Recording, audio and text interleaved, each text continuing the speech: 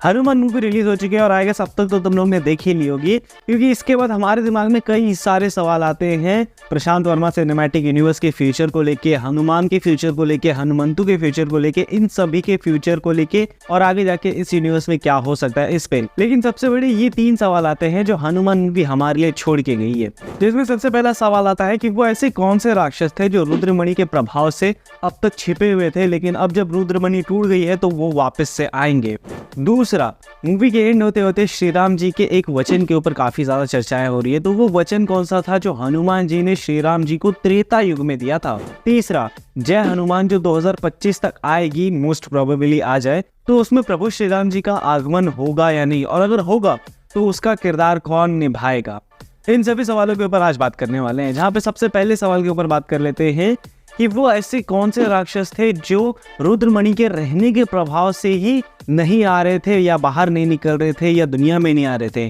तो देखो, अभी जिन लोग ने अपने पुराने स्क्रिप्चर्स कभी पढ़े होंगे, अब जितना मैं जानता हूँ प्रशांत वर्मा को, उन्होंने ये सारी चीज़ें समझी और पहले से ही प्री डिसाइडेड की होंगी कि उनको कैसे इस यूनिवर्स को आगे बढ़ाना है अगर हनुमान मूवी चल जाती है तो मेरे हिसाब से वो इन्हीं चीज़ों को वापस से अप्लाई करेंगे, यानी कि हमारे सनातन धर्म से ही वही सारे आइडियाज उठाएंगे, वही सारे रेफरेंसेस उठाएंगे जो कि आगे जाके भविष्य में होगा, यानी कि जो उन स्क्रिप्चर्स में लिखा है। तो इसी हिसाब से अपने प्रशांत वर्मा साहब जाएंगे आगे फ्यूचर में अपने यूनिवर्स को एक्सटेंड करने के लिए। जहाँ पे सवाल ये भी उठता है कि भाई अब आगे की मूवीज का विलन कौन होगा, क्योंकि ये जो विलन हम लोग ने हनुमान में देखा वो बहुत ही चिन्नी विलन था, किसी को भी बहुत ज्यादा पसंद नहीं आया। तो हनुमान मूवी के एंडिंग में हम लोग ने देखा था कुछ इविल फोर्सेस अराइज हो रहे थे, अब वो कौन से हैं इन पे थोड़ी सी चर्चा कर सकते हैं हम लोग। देखो, अब कल्कि भगवान के बारे में जिन्होंने सुना है, जो विष्णु भगवान के 10वें अवतार होने वाले हैं, वो कलि पुरुष नामक एक महादानव को हराएंगे समय के अंत में, यानी कि कलयुग के अंत में। अब जो लोग अपने सनातन धर्म के स्क्रिप्चर्स को फॉलो करते रहेंगे, अपनी हिस्ट्री को जानते रहेंगे,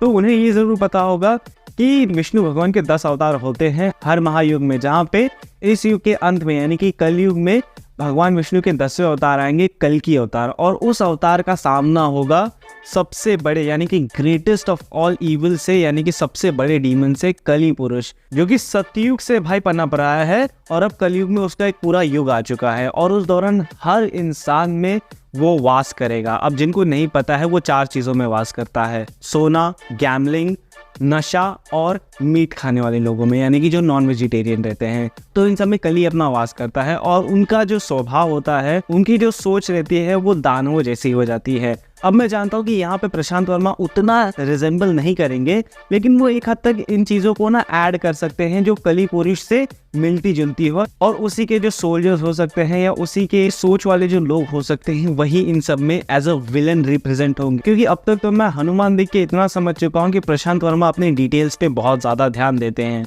तो मेरे हिसाब से वो कली पुरुष से ही रिलेटेड कोई विलन लेके आएंगे जो शायद से पूरे इस यूनिवर्स का, यानी कि प्रशांत वर्मा सिनेमैटिक यूनिवर्स का एंड गेम होगा, जिसके अंदर के वो थैनोस होंगे, यानी कि वो जो कली पुरुष होगा वो प्रशांत वर्मा सिनेमैटिक यूनिवर्स का मेन थैनोस होगा। जहाँ पे आप बढ़ते अपने दूसरे सवाल की तरफ कि हनुमान जी ने श्री राम जी को कौन सा ऐसा वचन दिया था जिसके कारण अब तक हनुमान जी इस पृथ्वी पे हैं। अब जो लोग जानते हैं तो उनके लिए तो ठीक है, लेकिन जो लोग नहीं जानते, तो हनुमान जी को चिरंजीवी का अवतार मिला है, यानी कि वो कभी नहीं मर सकते, वो इस युग के अंत तक रहेंगे। तो अब देखो, कलि पुरुष को हराने के लिए भगवान विष्णु के जो 10वें अवतार है, कल्कि अवतार, उनको कईयों की जरूरत पड़ेगी, और ये ना किसी वजह से इस धरती पे अभी भी हैं, जिन्हें हम 7 चिरंजीवियों के नाम से जानते हैं, जिसमें कई सारे लोग आते हैं। अश्वत्थामा आते हैं, विभीषण जी आते हैं, फिर उसके बाद हनुमान जी भी आते हैं। तो ये सारे लोग ना पहले से ही प्री प्लान थे कि कलयुग में ना बहुत बड़ा राक्षस आने वाला है और उसे मारने के लिए इन सभी की जरूरत पड़ेगी।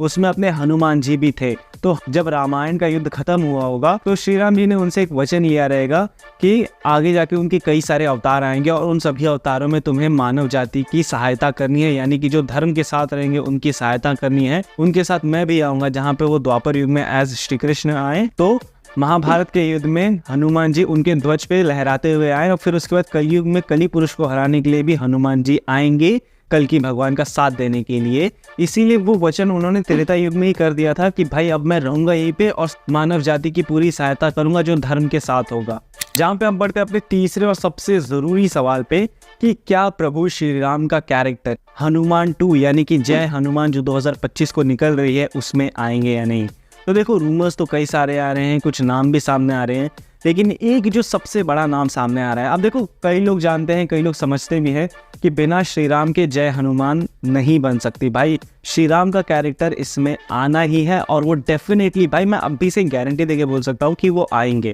डेफिनेटली आएंगे, इसमें कोई शक की बात नहीं है। लेकिन उस किरदार को निभाएगा कौन? तो देखो अभी स्पेकुलेशंस ये आ रही हैं, अभी रूमर्स भी ये आ रहे हैं कि उस किरदार के लिए सबसे अव्वल दावेदार है रामचरण। अब मैं ऑब्वियसली भाई इस बंदे को पहले भी श्री राम के गेटअप में देख चुका हूँ और